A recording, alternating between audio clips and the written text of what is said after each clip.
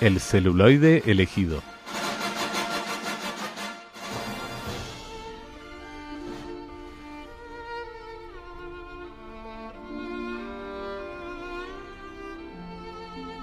Hoy en el celuloide elegido queremos hablarles de una muestra de cine, Holocausto, una visión desde la literatura, el arte y el cine, una muestra que organizan el Centro Sefarad Israel, la Embajada de los Estados Unidos, en colaboración con el Museo Nacional del Prado y la Casa de América. Previamente al comienzo de esta muestra de cine, que aún se está desarrollando, tuvo lugar una conferencia en Centro Sefarad Israel acerca de la visión desde la literatura, el arte y el cine del Holocausto.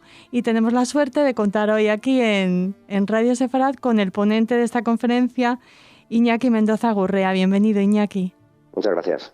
En esta conferencia me alegro. Para nosotros es un placer tenerte y poder hablar de este tema al que siempre prestamos atención aquí en nuestra radio. Hemos hablado muchas veces de las películas a las que te refieres en esta conferencia. 3 películas, Iñaki, que marcan 3 décadas y también la historia del cine. Sí, sin duda, sin duda. Sí, y además son películas que incitan al debate, ¿no? Al debate historiográfico, al debate cinematográfico. Este era un poco el planteamiento de la ponencia que yo tuve el otro día, ¿no? Es decir, ver que incluso el cine sobre el Holocausto no es uniforme, ¿no? Sino que también está sometido a ese debate permanente, ¿no? Eran Shoah, de Claude Lanzmann, de 1985, La lista de Schindler, de 1993, y El hijo de Saúl, de Nemes, de 2015. Me imagino que te referirías a las diferencias y a las visiones distintas que nos ofrecen estas 3 películas. Sí, yo sobre todo lo que pretendía incidir es en un debate, ¿no?, que ha existido siempre, ético y estético, ¿no?, sobre la conveniencia de representar o no representar el Holocausto. Que esto es un debate muy antiguo, se inicia incluso antes de Shoah, ¿no?, ya con Capo, la película de Gilo Pontecorvo, que es de 1960. Y ahí, por ejemplo, ya empieza a plantearse, ¿no?, la idea de si especificar el Holocausto, si recrearlo, ¿no? Recrearlo es una frivolidad. Ahí entran en juego muchos componentes, ¿no? Por un lado el componente ético, por otro lado el propio componente religioso, ¿no?, del judaísmo, ¿no?, el rechazo, ¿no?, a crear imágenes, ¿no?, sobre todo imágenes supuestamente artificiales, ¿no?, del Holocausto, ¿no? Y eso ya pues abre ese debate, ¿no?, que pretende cerrarlo de forma muy, muy tajante Lanzmann, ¿no?, con Shoah, ¿no?, que ya luego a su vez pues fue generando, ¿no?, de su propio debate y sus propias respuestas, ¿no? Porque yo creo que en cierto modo la lista de Schindler viene a ser en parte una respuesta también a Lanzmann, ¿no? Un reto, ¿no? ¿Por qué no representar la Shoah, ¿no?, siempre que se haga pues con la debida seriedad, ¿no? Que es también lo que cuestiona Lanzmann, ¿no? Es que no se ha representado con la debida seriedad el Holocausto, ¿no?, cuando se estrena la lista de Schindler, ¿no?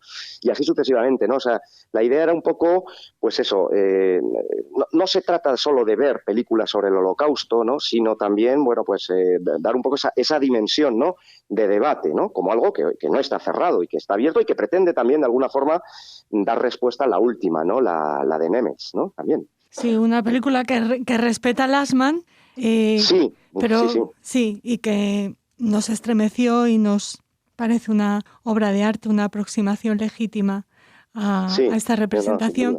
Pero claro, hay mucha gente que dice que la lista de Schindler ha hecho mucho más por la pedagogía de la Shoah, porque se conozca esta tragedia, que la maravillosa, la magna Shoah y El hijo de Saúl, ¿no? Claro, porque ha llegado mucho más, ¿no?, a un gran público, ¿no? Eso ha pasado en general, ¿no? Las 2 grandes escuelas, ¿no?, la europea y la americana, ¿no? La europea, la tradición ha sido reflexionar en torno al Holocausto, ¿no?, mientras que la americana siempre ha solido ser más representar el Holocausto, recrear el Holocausto, ¿no? Y entonces ahí pues sin duda la americana es la que se lleva al gran público, ¿no? Y eso es lo que planteaba yo en la conferencia, ¿no?, justo al principio. Y decía, lo primero de todo, o sea, el Holocausto como episodio histórico realmente se conoce por el gran público a raíz de la serie Holocausto, ¿no?, la serie de Chomsky. Hasta entonces la gente pues probablemente conocía a lo mejor, pero no se empezó a interesar, ¿no? O sea, yo creo que esa fue la primera que llegó a un gran público, incluso el término Holocausto, ¿no? Se empieza a manejar de forma un poco sistemática incluso los historiadores, ¿no? Lo empiezan a utilizar a raíz de esa serie, ¿no? Por ejemplo, Raúl Gilbert no usa la palabra holocausto, ¿no? Cuando escribe su obra, ¿no? Eso es algo que después, ¿no? Incluso, por eso yo lo que decía un poco al principio de la conferencia es que estos términos, tanto holocausto como Shoah, son dos términos, evidentemente son antiguos, ¿no? Pero que los rescata el cine y luego los adopta la historiografía. Porque luego a partir de ahí sí que ya en los libros de historia sí que encontramos el término holocausto, sí que encontramos el término Shoah, ¿no? Por eso el poder del cine, ¿no? Para llegar a un gran público por otro lado, pero que también influyen los historiadores, ¿no? Esa era mi defensa, sobre todo, sí, ¿no? El valor que tiene el cine, evidentemente, para el gran público, pero también incluso para la historiografía, digamos, más académica, ¿no? Pues un punto muy interesante. Seguro que fue una conferencia que planteó que planteó preguntas y cuestiones a ese debate del que nos hablabas al principio. Si te parece, ahora hablamos en concreto de esta muestra de cine Holocausto, una visión desde la literatura, el arte y el cine. Ya se han podido ver películas como Querido Embajador el jueves 16 de enero. También se ha proyectado ya Mr. Klein, de la que hablábamos aquí en Radio Sefarad, recomendándoles a nuestros oyentes que acudieran porque no es una película que se pueda ver con facilidad en la gran pantalla en nuestro país. Sí. No, yo de hecho Mr. Klein no la había visto, ¿eh? No tengo mucha opinión porque no la conocía, ¿no? De hecho, bueno, pues estuve un poco informándome a raíz de la presentación que se hacía aquí, pero es una película que no he visto y por lo tanto tampoco la puedo valorar mucho, ¿no? Ya les hablábamos de esta película, como les decimos. Sí que hemos visto casi todos, incluso desde muy pequeños, El diario de Ana Frank, que se proyecta el próximo jueves 30 de enero en Casa de América. No sé si quieres aportar algo sobre esta película que no ha envejecido del todo mal, Iñaki. No, efectivamente, ¿no? Yo, por ejemplo, si la comparo con Holocausto, si volvemos a ver Holocausto, quizá, por ejemplo, ahí sí que notamos que la película ha podido envejecer un poco, ¿eh? Sobre todo, además, desde el punto de vista no tanto del contenido, sino desde el punto de vista más cinematográfico.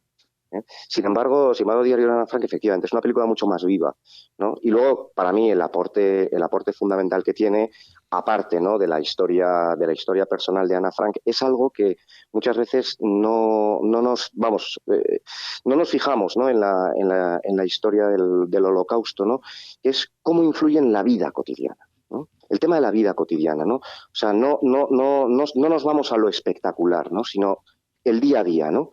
A mí se me ocurre ahí, de hecho yo hice alguna referencia al paralelo, ¿no?, relacionándolo, ¿no?, ya que estamos con la literatura, ¿no?, con las memorias de Vítor Klemperer, ¿no?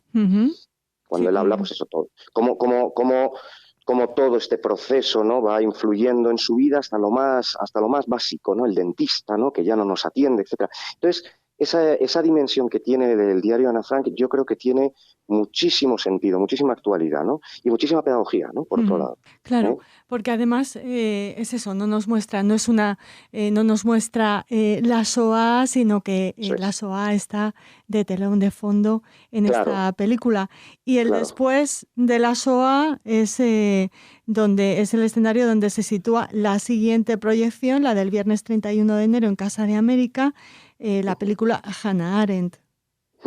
Sí, no, sin duda. Además es un personaje muy controvertido, ¿no?, en la historiografía, ¿no?, por todo el proceso, por todo el tema del proceso Eichmann, ¿no?, la posición tan controvertida que aportó, pero yo creo también es una película también muy interesante, ¿no?, que precisamente el valor que tiene también es volver a abrir, ¿no?, un poco el debate acerca de, pues eso, las culpabilidades, la banalidad del mal, ¿no?, de la que habla Hannah Arendt, ¿no? Por eso a mí me parece que la muestra, esto lo decía, ¿no?, el otro día, me parece que es muy interesante porque nos saca un poco de esas películas un poco clásicas de las que yo abordaba y bueno, pues presenta esa dimensión tan amplia, ¿no?, que puede tener el tema del Holocausto, ¿no? Entonces me parece una película muy interesante, ¿no? Y la última es Hitler's Hollywood, que es una propuesta también novedosa, ¿no? Sí, Sí, no, sin duda, ¿no? También un poco para ahondar, ¿no? En las imágenes de época, el estereotipo, ¿no? A mí me parece que esa película, por ejemplo, sería muy interesante ahí hacerla como una visión, ¿no? Complementaria a la película Europa, ¿no? Como desmonta el estereotipo del judío que se pretende crear a través de esas imágenes, ¿no? Y luego aparte que tiene el valor documental, ¿no? Que tiene sin duda, pues tiene una gran importancia, ¿no? Me parece muy original el proponer esa película también, ¿no? Uh-huh. Sí, porque cerca de 1000 películas leemos desde el comunicado que nos ha pasado la organización, cerca de 1000 películas fueron producidas en la Alemania nazi. Solo algunas fueron abiertamente películas de propaganda, que todos conocemos muy bien, y aún menos podrían ser considerados un entretenimiento inofensivo. El documental, Hitler's Hollywood, analiza estas películas, las personas detrás de ellas, y cómo los estereotipos del enemigo y los valores de amor y odio han podido ser plantados en la mente de los espectadores y no solo alemanes. Claro, sí. No, claramente, ¿no? Y eso además ahí también pues subyace también el eterno debate historiográfico también, ¿no? Las responsabilidades del pueblo alemán, ¿no? En todo el debate que Goldhagen, ¿no? ya despertó, ¿no? Con sus verdugos voluntarios de Hitler, ¿no? O sea, pues también, ¿no? O sea, cómo ha podido influir, ¿no? en la opinión pública, etcétera, ¿no? Y ese poder que tuvo el cine, sin duda. Bueno, esta película se va a proyectar el sábado 1 de febrero a las 7 de la tarde, también en Casa de América. No sé si quieres añadir algo más, Iñaki, para animar a nuestros oyentes a participar en esta muestra de cine. Sí, la Dama de Oro, por ejemplo, también, ¿no? También es otra película también que estaba en la muestra. No sé si se ha proyectado ya, creo que sí.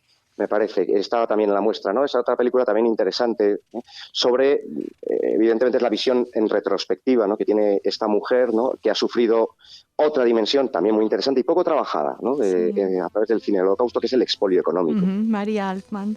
Sí. La historia de la recuperación de ese cuadro de Klimt, ¿no? Eso es. Entonces también me parece que amplía, ¿no? Ese espectro de temas, pues eso, que hacen que el Holocausto sea un tema universal, ¿no? Claramente, sí. Te agradecemos muchísimo, Iñaki, que hayas encontrado un hueco en tus tutorías, que sabemos que estás ahora mismo trabajando para atender la llamada de Radio Sefarad, y esperamos volver a hablar contigo en otra ocasión de cine y Holocausto. Pues muy bien, encantado, cuando queráis.